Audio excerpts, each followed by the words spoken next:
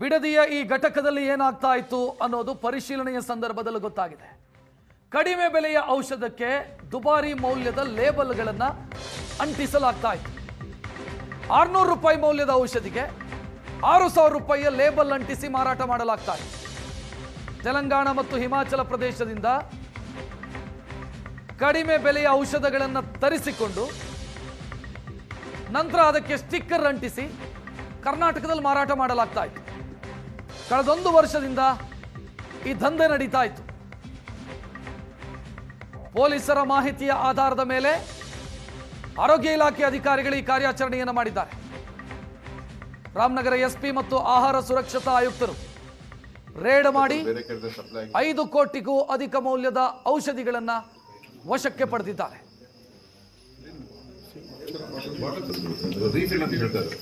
ಕಡಿಮೆ ಅಮೌಂಟ್ ಬಂದಿರ್ತಾರೆ ರೀಫಿಲ್ ಮಾಡ್ತಾರೆ.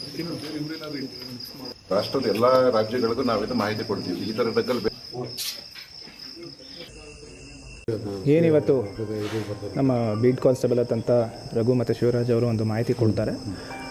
ಈ ರೀತಿ ಏನೋ ಒಂದು ಸಂಶಯಾಸ್ಪದ ವಸ್ತುಗಳನ್ನು ಏನು ಈ ಒಂದು ತೋಟದ ಮನೇಲಿದೆ, ಇಲ್ಲಿ ಅಕ್ರಮವಾಗಿ ದಾಸ್ತಾನು ಮಾಡಿ ಅಲ್ಲೇನೋ ಅಕ್ರಮ ಚಟುವಟಿಕೆ ಮಾಡ್ತಾರೆ ಅಂತ ಅದ್ರ ಬೇಸಿಸ್ ಮೇಲೆ ನಾವು ಮತ್ತು ಕಮಿಷನರ್ ಸಾಹೇಬರು, ಫುಡ್ ಸೇಫ್ಟಿ ಅವರು ಮತ್ತು ಡ್ರಗ್ ಕಂಟ್ರೋಲರ್ ಮತ್ತು ಡ್ರಗ್ ಅಡ್ಮಿನಿಸ್ಟ್ರೇಟರ್ ಯಾರ್ಯಾರು ಇನ್ಸ್ಪೆಕ್ಟರ್ಸ್ ಇದ್ದಾರೆ ಅವರೆಲ್ಲ ಒಂದು ಜಾಯಿಂಟ್ ರೈಡ್ ಮಾಡಿದ್ವಿ. ರೈಡ್ ಮಾಡಿದಂಥ ಸಂದರ್ಭದಲ್ಲಿ ಇಲ್ಲಿ ಅಕ್ರಮವಾಗಿ ದಾಸ್ತಾನು ಮಾಡಿರುವಂತಹ ಔಷಧಿ ಹಾಗೂ ಏನು ಸ್ಪೂರಿಯಸ್ ಮೆಟೀರಿಯಲ್ಸ್ಗಳಿದೆ ಅವೆಲ್ಲ ಸುಮಾರು 6 ಕೋಟಿ ಮೌಲ್ಯದಷ್ಟು ಸಿಕ್ಕಿದೆ. ಅದ್ರ ಬಗ್ಗೆ ಹೆಚ್ಚಿನ ತನಿಖೆಯನ್ನು ನಾವು ಮಾಡ್ತಿದ್ವಿ. ಜೊತೆಗೆ ಏನು ಕಮಿಷನರ್ ಸಾಹೇಬರು ಬಂದಿದ್ದಾರೆ ಅವರು ಅವ್ರದ್ದು ಇಲಾಖೆ ವತಿಯಿಂದ ಅದ್ರ ಬಗ್ಗೆ ಕೂಲಂಕುಷವಾಗಿ ಒಂದು ತನಿಖೆ ಮಾಡಿಸ್ತಾರೆ.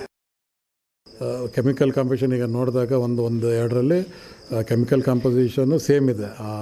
6,000 ರೂಪಾಯಿ 7,000 ರೂಪಾಯಿ ಡ್ರಗ್ಸಲ್ಲೂ ಅದೇ ಕಾಂಬಿನೇಷನ್ ಇದೆ. 600 ರೂಪಾಯಿ 700 ರೂಪಾಯಲ್ಲಿ ಅದೇ ಕಾಂಬಿನೇಷನ್ ಇದೆ.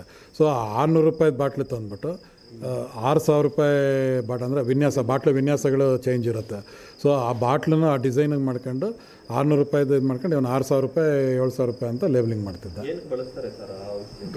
ಇದು ಆ್ಯಂಟಿಬಯೋಟಿಕ್ ಬರುತ್ತೆ. ICU ಒಂದು ಡ್ರಗ್ಸ್ನ ಯೂಸ್ ಮಾಡ್ತಾರೆ.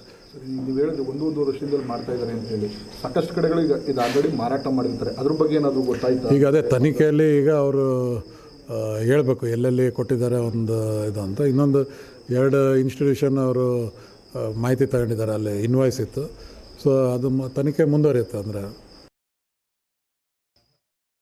ಆಘಾತಕಾರಿ ವಿಚಾರ ಬಯಲಾಗಿರೋದು ಬಿಡದಿಯಲ್ಲಿ.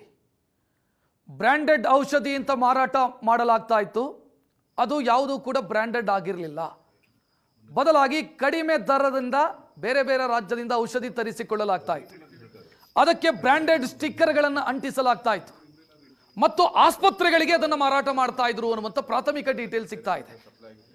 ಆಸ್ಪತ್ರೆಯಲ್ಲಿ ICUನಲ್ಲಿ ಚಿಕಿತ್ಸೆಗೆ ಬಳಸುವಂಥ ಔಷಧಿಗಳಿವು.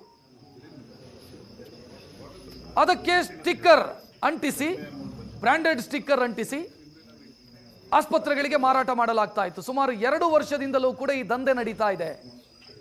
ಸ್ಟಿಕ್ಕರ್ಗಳು ಸಿಕ್ಕಿದ್ದಾವೆ, ಬಾಟಲ್ಗಳನ್ನು ಕೂಡ ನೀವು ನೋಡ್ತಾ ಇದ್ದೀರಿ. ಜನರ ಜೀವದ ಜೊತೆಗೆ ಚೆಲ್ಲಾಟ ಆಡುವಂಥ ದಂಧೆ ಇದು. ಆಹಾರ ಇಲಾಖೆ ಹಾಗೂ ಡ್ರಗ್ಸ್ ಕಂಟ್ರೋಲ್ ಅಧಿಕಾರಿಗಳು ದಿಢೀರ್ನ ದಾಳಿ ಮಾಡಿ ಸುಮಾರು 5 ಕೋಟಿಗೂ ಅಧಿಕ ಮೌಲ್ಯದ ಒಂದು ಔಷಧಿಗಳನ್ನ ಈಗ ವಶಪಡಿಸ್ಕೊಂಡಿರುವಂಥದ್ದು. ಇದು ಹೆಜ್ಜಾಲ ಬಳಿ ಇರುವಂಥ ಒಂದು ಫಾರ್ಮ್ ಹೌಸಲ್ಲಿ ಒಂದು ಔಷಧಿಗಳನ್ನ ವಶಪಡಿಸ್ಕೊಂಡಿದ್ದಾರೆ. ನಾವೀಗ ಆ ಜಾಗದಲ್ಲಿದ್ದೀವಿ. ಈಗ ನೀವು ನೋಡ್ತಾ ಇರುವಂಥದ್ದು ಇದು ಏನು ಹೆಜ್ಜಾಲದಿಂದ ಸುಮಾರು 5 ಕಿಲೋಮೀಟರ್ ದೂರದಲ್ಲಿರುವಂಥ ಒಂದು ಫಾರ್ಮ್ ಹೌಸ್ನಲ್ಲಿ ಸುಮಾರು 1.5 ವರ್ಷದಿಂದ ಈ ಒಂದು ಫಾರ್ಮ್ ಹೌಸ್ನ ಬಾಡಿಗೆಗೆ ತೆಗೆದುಕೊಂಡು ಒಂದು ಖಾಸಗಿ ವ್ಯಕ್ತಿ ಈ ಒಂದು ಕೃತ್ಯವನ್ನು ನಡೆಸ್ತಾ ಇದ್ದ ಅಂತ ಈಗ ಬೆಳಕಿಗೆ ಬರ್ತಾ ಇರುವಂಥದ್ದು.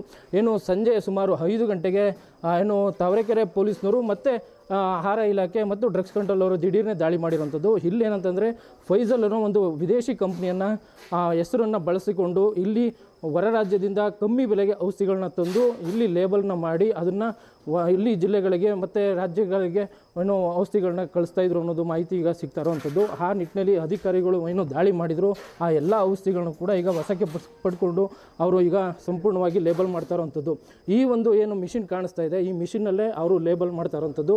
ಏನಂತಂದರೆ ಫೈಜಲ್ ಅಂತ ಒಂದು ವಿದೇಶಿ ಕಂಪ್ನಿ, ಸುಮಾರು ಆ ಕಂಪ್ನಿಯಲ್ಲಿ ಬರ್ತಿದ್ದಂಥ ಔಷಧಿ ಸುಮಾರು 6,000 to 7,000 ರೂಪಾಯಿ ಆಗ್ತಿತ್ತು.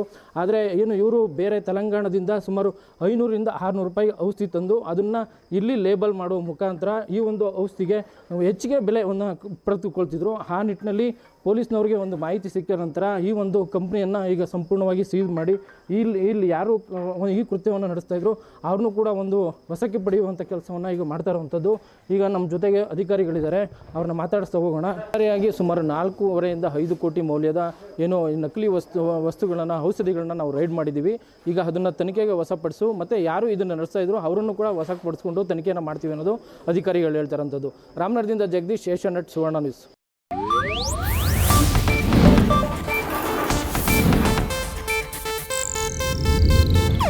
ಇದು ಏಷ್ಯಾನೆಟ್ ನ್ಯೂಸ್ ನೆಟ್ವರ್ಕ್ ಪ್ರಸ್ತುತಿ.